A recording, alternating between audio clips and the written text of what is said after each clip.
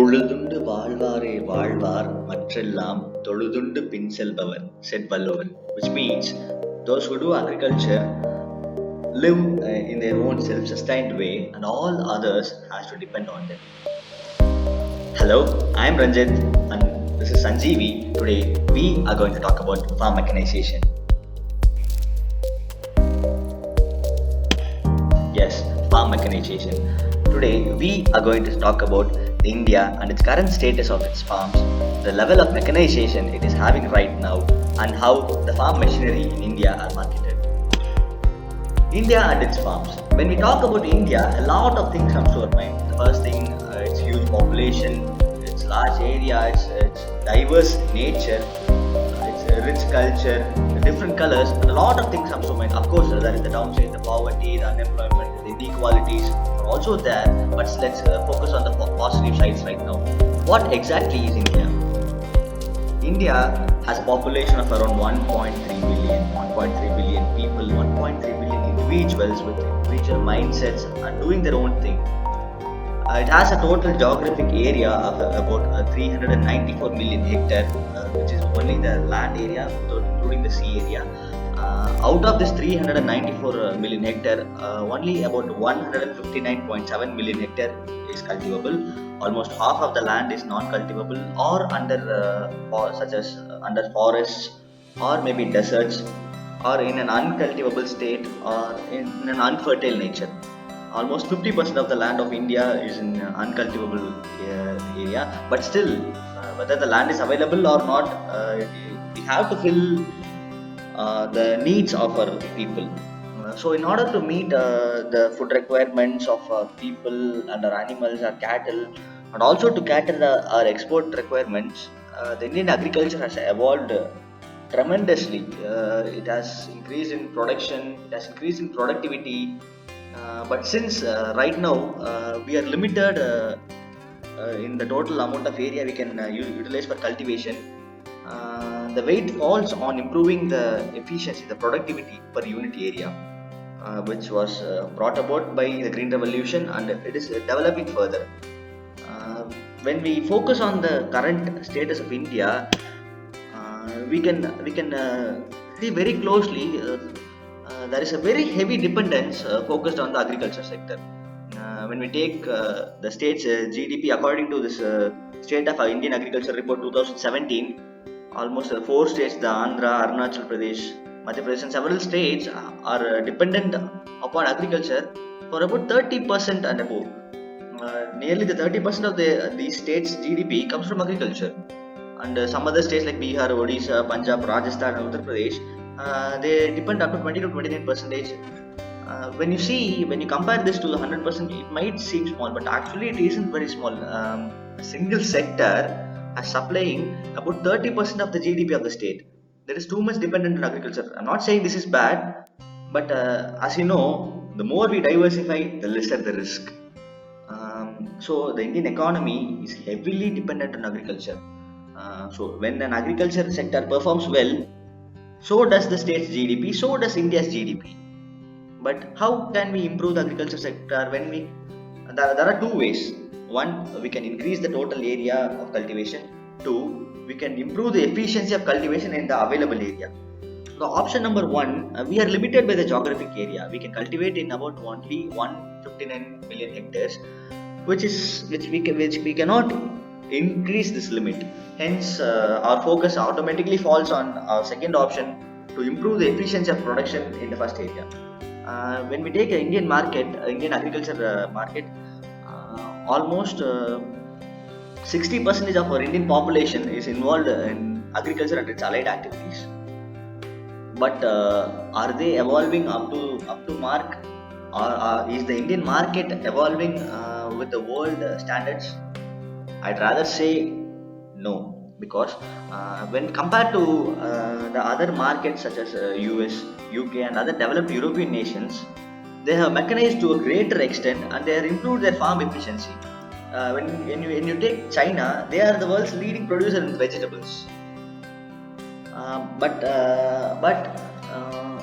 when we take India, there is still a very long way to go. bridge this gap. Let's see the current level of mechanization available in India. The GDP contribution of Indian agriculture to in the year 2020-21 is 19.9%. That is, the agriculture sector contributes about 20% of our Indian GDP. But the level of mechanization in India still stands at around 40 to 45%. Almost half of the farms are mechanized either completely or partially. At first glance, it may look, "Oh, what's the problem with it? Almost half is mechanized. What is the problem?" But when you compare to other world nations such as China, Brazil, and USA, in USA, nearly 95% of our farms are mechanized. And in Brazil, around 73% of the farms are mechanized, and in China, around 55% of the farms are mechanized. So India has an urgent need to mechanize its market, to improve its efficiency, and to increase its production manyfold. When you take the Indian farm machinery market, it is projected to have a CAGR, which means combined annual growth rate of 4.9%. This was a report submitted by Modar Intelligence, which is a private investment agency which submits articles regarding each sectors. They have taken the study period from 2016 to 2026 with 2021 as base year, and they have predicted that the Indian farm machinery market might grow around 4.9% in the coming years. Below you can see some of the major players in the Indian farm machinery market, the Mahindra and Co, the Escorts Limited, the Duffy Tractor and Farm Equipments Limited, the Sonalika and other companies. The Indian farm machinery market can be considered as an intermediate between consolidated and fragmented market. What does consolidated means? Consolidated means it is dominated by a very few number of players, which means they have a greater control. Fragmented means it is a highly competitive market with a lot of players, a lot of companies are involved in this farm machinery market. But Indian agriculture machinery market is rather an intermediate stage. It's not either consolidated or not too much fragmented. As the saying says, too much of anything is good for nothing. Here, our Indian agriculture market is rather looking very good. The prospects are good, and there is a potential for growth. And the major players, as said earlier, were the John Deere, the Taffe Motors, the International Tractors Limited, Sonalika, Escorts Limited, Mahindra and Mahindra, and the CNH Industrial Private Limited, and a lot of other manufacturers are also there. These six companies hold a major stake in our Indian agriculture machinery market. The Swaraj, Mahindra, Taffe, Sonalika, John Deere, Escorts, etc. Let's talk about what are the machineries and how this mechanization process can be carried out. When we talk about farm machinery, the first thing that comes to our mind is tractors. And those who cannot afford tractors, and for smaller farms, power tillers are recommended. Then combine harvesters, rice transplanters, sprays, and with several farm equipments are there, each suiting specific need. We can't discuss everything here, so some of the major machineries are covered. When you take tractors, the major companies are Mahindra, Tractors and Farm Equipment, Taffe, Escorts, International Tractors, John Deere, New Holland, etc. When you take power tillers, VST tillers, the VST tillers is one of very big companies in India, which is involved in the power tiller and small tractors market, which is based in Bangalore. And Kerala Agro Machinery Corporation Limited is also a government-aided corporation from Kerala involved in the power tiller market. These two companies alone supply single-handedly the entire power tiller demand for our nation.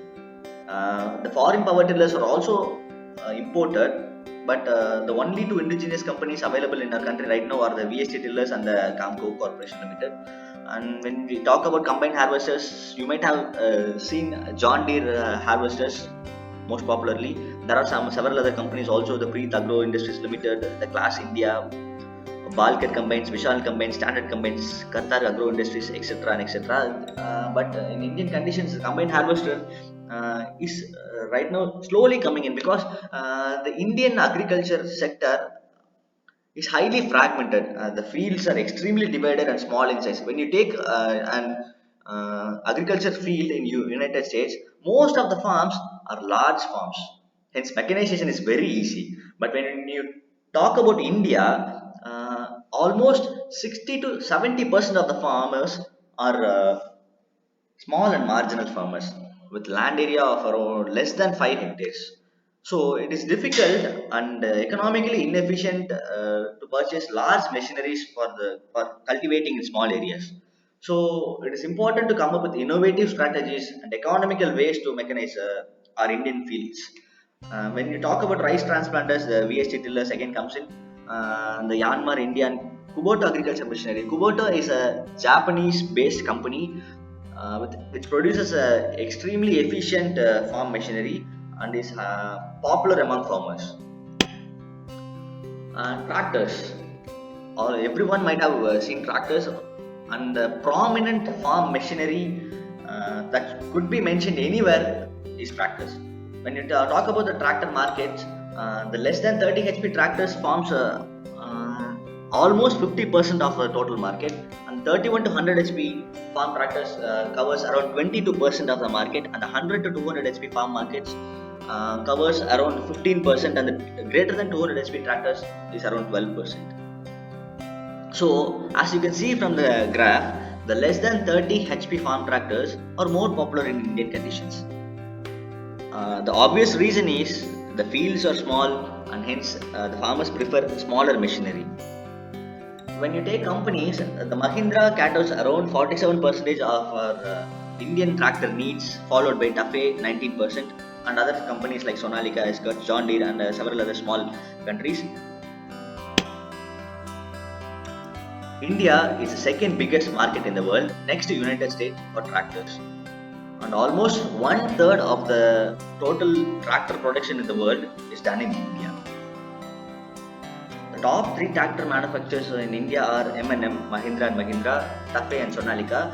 Mahindra and Mahindra has sold around 3,10,000 units in the financial year 2020, despite the COVID lockdowns and restrictions.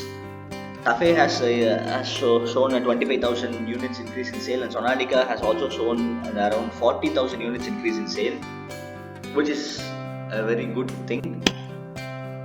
When we talk about power tillers, almost 68% of the power tillers available are made indigenously, which is supplied by the two companies, namely the VST and Camco, and the 32% of tractors are imported. This 32% includes those imported from China, Japan, and other Eastern Asian nations. The major players in Indian power tiller market are the VST, the Camco Kerala Agro Machinery Corporation Limited, the Kubota, the Shrachi Agrimech, and the Kranti. When we talk about the sales in tillers, almost 60,000 units has been sold in the year 2020, and it is showing consistent increase in sales. Next important farm machinery is pumps. India is a very diverse nation, not only in its population but also in its geography, rainfall, soils, distribution, etc. A large proportion of the land is available under rain-fed and dryland conditions. Hence, it is important to supply irrigation water, and the pumps does this job. There are several types of pumps, such as the submersible ones, the ones that is placed above grounds, etc. The agriculture pumps market is estimated to be valued at 4.2 billion in 2020, and it is projected to grow at around 7.6% in the next coming years. These data is provided by secondary research expert interviews, government authorities, and related research publications. India. This growing agriculture pump market is also very good for Indian agriculture. When we talk about pumps, the one thing that comes to mind is solar pumps. The big talk is going on around solar pumps because our country is trying to transform itself into a more renewable and less polluting nation. The government has given focus to this agriculture sector in the form of solar pumps. Several subsidized schemes and support has been given for implementing these projects, and the solar water pump market is expected to grow at around 25% in the next year, which is great. Some of the major players in the Indian pump markets include the CRA pumps, the Texmo Industries, the Sulzer Limited, the Kirloskar Limited, Compton Greaves Consumer Limited, Shakti Pumping Life Limited, other etc. Some other important farm machineries include the sprayers, harvesters, and weeders, cultivators, rotavators, plows, threshers, and lot more. Thanks for listening. All the resources utilized in this video has been added in the video description. To conclude, the Indian farm machinery market is very different than other Western and European nations.